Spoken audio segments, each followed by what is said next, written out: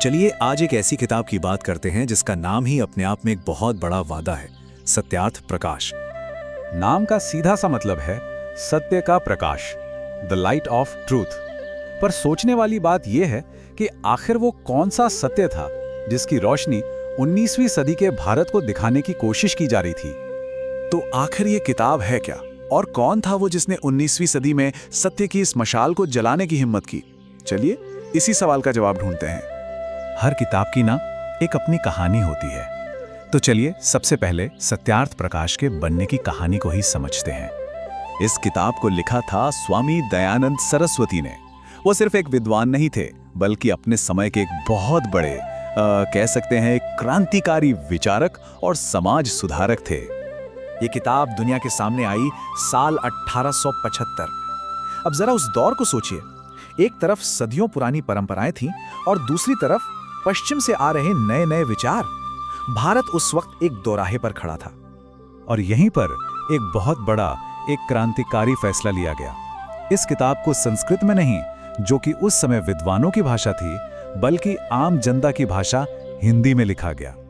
मकसद एकदम साफ था, ज्ञान को कुछ गिने चुने लोगों की तिजोरी से निकालकर हर घर तक पहुंचाना। और इस किताब का मकसद कोई छोटा मोटा नहीं था। इसका मिशन था वेदों की उस असली आत्मा को फिर से जिंदा करना, जो सदियों से चली आ रही रस्मों और अलग अलग तरह की व्याख्याओं के बोझ तले कहीं दबसी गई थी। अब इतने बड़े लक्ष्य को हासिल करना है तो किताब का ढांचा भी कुछ खास होना चाहिए, है ना? तो चलिए देखते हैं कि इस किताब को कैसे बनाया गया है, मतलब इसकी बनावट कैसी है। पूरी किताब को 14 हिस्सों में बांटा गया है, जिन्हें समुल्लास कहा जाता है। और ये 14 समुल्लास एक तरह से एक वैचारिक यात्रा पर ले जाते हैं। ये सफर शुरू होता है एकदम बेसिक चीजों से, यानी वैदिक दर्शन की नींव से। फिर धीरे धीरे ये किताब उस समय के समाज में फैली हुई मान्यताओं और कुरीतियों जैसे कि मूर्ति पूजा पर एक तीखी नजर डालती है। इसके बाद ये दुनिया के बाकी बड़े धर्मों का भी विश्लेषण करती है और आखिर में ये लेखक के खुद के विचार और मोक्ष पाने का रास्ता बताती है। तो ठीक है, ये तो हो गई किताब की बनावट, लेकिन इस पूरे ढांचे के दिल में, इसके केंद्र में कौन सी सोच काम कर रही है? चलिए अब किताब के ऐसी दार्शनिक पहलू को समझते हैं। इसका सबसे बड़ा और सबसे जरूरी संदेश एक ही था। वेदों के बाद जितनी भी टीकाएं, कहानियां या ग्रंथ लिखे गए हैं, उन सबको एक तरफ रखकर सीधे वेदों के मूल ज्ञान की ओर लौटना होगा, यानी बैक टू द वेदास। और देखिए, इसी मूल विचार से धर्म की एक बहुत ही सीधी साधी लेकिन गहरी परिभाषा निकल कर आती है।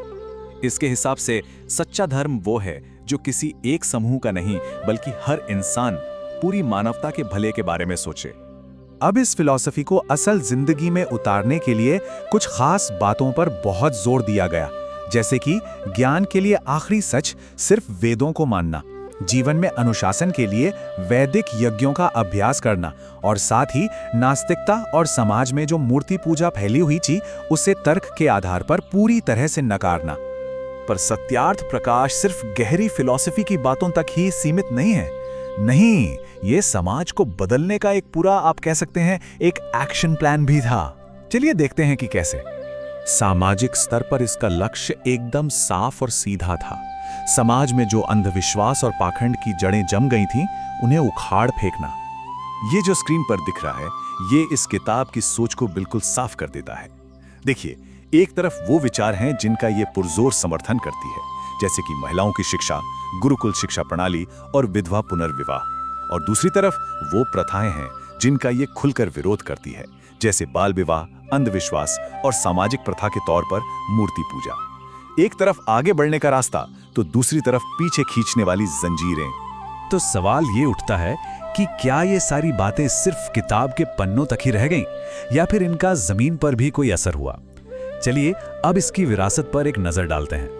तो अगर हम सार देखें तो ये किताब कुछ मुख्य स्तंभों पर खड़ी है। वेदों की सर्वोच्चता, सामाजिक बराबरी और न्याय, सभी के लिए शिक्षा और तर्क पर आधारित सोच। और इन्हीं सब विचारों ने मिलकर एक बहुत बड़ी चीज की नींव रखी, और वो चीज थी आर्य समाज। जी हाँ, सत्यार्थ प्रकाश सिर्फ एक किताब बनकर नहीं रह गई, बल्कि ये भारत के सबसे बड़े और सबसे प्रभावशाली समाज सुधार आंदोलनों में से एक आर्य समाज का मूल ग्रंथ बन गई। तो हम कह सकते हैं कि सत्यार्थ प्रकाश सिर्फ एक किताब नहीं, बल्कि एक बहुत बड़े सामाजिक और धार्मिक सुधार आंदोलन का आधार स्तंभ है। एक ऐसा आंदोलन जिसकी छाप आज भी भारतीय समाज पर देखी जा सकती है। सोचिए, 19वीं सदी में अंधविश्वास से लड़ने के लिए लिखा गया ये ग्रंथ आज के इस आधुनिक युग में कौन सा प्रकाश या कौन सी रोशनी दिखाता है? ये सवाल हम यहीं पर छोड़ रहे हैं।